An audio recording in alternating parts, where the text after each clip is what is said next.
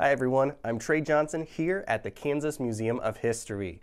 This video tutorial will serve as a broad overview of video production for museum education. We'll be going over things like equipment, framing, editing, and much more. While it won't be entirely comprehensive, hopefully this will give you some idea of what to do and what not to do when creating educational videos for your organization. So let's dive in. At first, video production can seem a little intimidating, especially if you've never done anything like it before. That's definitely how I felt when I first started making videos. Your first big decision is what to shoot with. Today, smartphone cameras can honestly compete with older DSLR cameras. Now, you won't get that gorgeous depth of field that you can achieve with a DSLR, but for educational purposes, a smartphone camera will do just fine. What we went with was an iPhone 11 Pro. Even though it's a cell phone, it more than doubled the megapixel output of our Education Division's DSLR camera. The key to using a cell phone for video purposes is stabilization. This can be achieved through a basic tripod. If your museum can get away with just shooting static videos in one position at a time, a tripod will work great. If your museum conducts virtual tours or videos that require movement, a gimbal is almost a necessity. Gimbals use sensors and motors to automatically stabilize your camera, so no matter how roughly you step or how much movement the camera undergoes, the video is going to be smooth and fluid. I'm sure you know how jarring it can be to watch unstabilized videos. Well, this device will automatically correct itself, but it also has a small joystick so you can carefully control the direction the camera is facing, all without moving your hand. This can require a little bit of practice, but anyone with experience playing video games will innately understand how to use this feature. Once a video is shot, the next step is editing.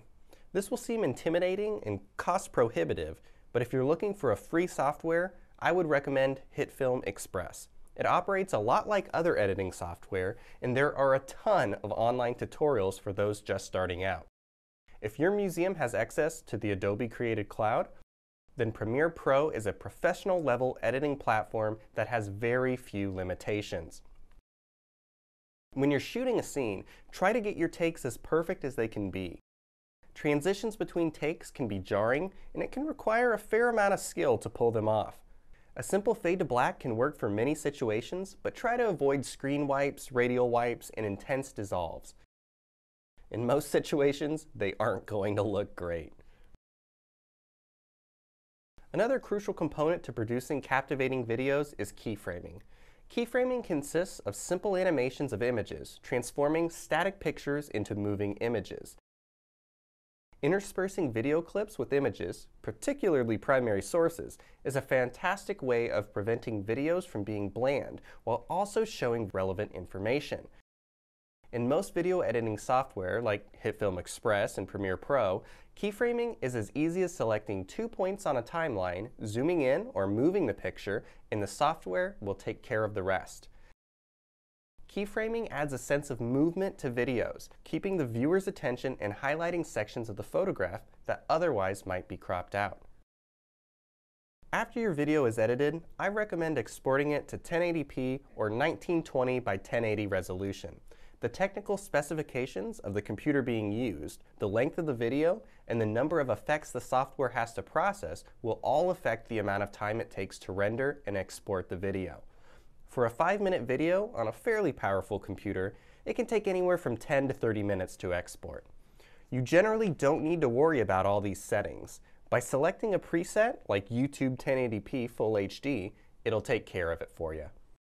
After you export your video, it's time to upload it to the platform of your choice. For most museums, YouTube is going to be the best bet. Uploading videos is free, and most teachers will be using YouTube first to find educational videos. YouTube has a Made for Kids option that blocks users from commenting, giving educators a sense of security that their students will not be exposed to explicit or unwanted comments. YouTube does have ads, so if they're a deal breaker, Vimeo is the platform of choice. However, it does come with a subscription fee. Remember to keep your video thumbnails enticing and descriptive of what the viewer will see when they watch your video. Using a free graphic design service like Canva is an easy way to create attractive, eye-catching thumbnails that make viewers really want to click on your video. It has tons of presets that will make it pretty easy. While this video tutorial only covers the basics of video production, hopefully it gives you a good idea of how you can implement these techniques at your museum. And honestly, it's really not as hard as you might think it is. When I first started out, I made countless mistakes, and I still do. But just remember, with every video you create, you're getting better every single time. In every view that your videos get, you are furthering the educational mission of your museum and expanding your museum's reach far beyond the physical boundaries of your organization. Thank you so much for watching, and if you have any questions at all, feel free to reach out any point in time at trey.johnson@ks.gov. Thank you all again so much.